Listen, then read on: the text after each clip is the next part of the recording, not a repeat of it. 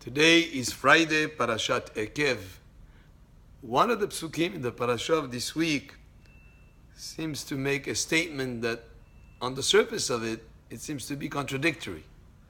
The pasuk says, Ve'ata now Israel, ma Hashem Elokecha shoel me'imach. What does Hashem ask of you? Ki im yir'a et Hashem Elokecha. To fear Hashem your God, to go in His ways, ul'ahava oto, and to love Him. Wait a minute. Love and fear, there seems to be two contradictory concepts. If you fear Hashem, how can you love Him? And if you love Him, is it that you can't also at the same time fear Him? So there's a couple of ways to explain this. It reminds me of the pasuk, Vegilu bir'ada, which means Gilu, rejoice, bir'ada, in trembling. Yes, there are both aspects. The aspects of awe and fear from Hashem, and the aspect of love for Hashem. When we speak of fear for Hashem, it's really not specifically fear from Hashem, because Hashem is the source of all goodness.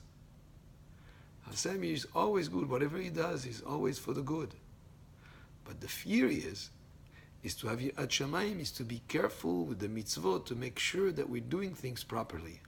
So in a way, the fear that we're talking about from Hashem is the fear that we have shortcomings in that service of Hashem. That is the fear that we're speaking about.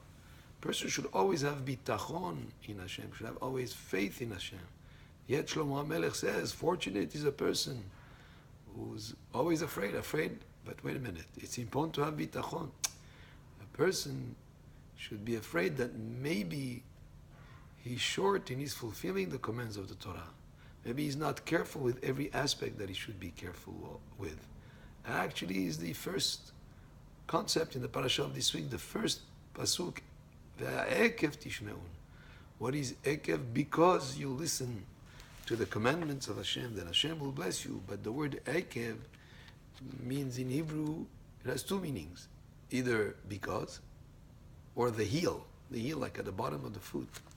And our sages explain, if you're careful, even with those mitzvot that people tend to trample on with their feet, that would seem to be not important, that may be certain details with certain mitzvot that you're not so careful with. If you observe even those, then Hashem will give you many, many blessings. And Hashem will love you and will bless you, etc. So going back to the idea of fear and love, we do the service of Hashem of the love. That's the highest level of service of Hashem.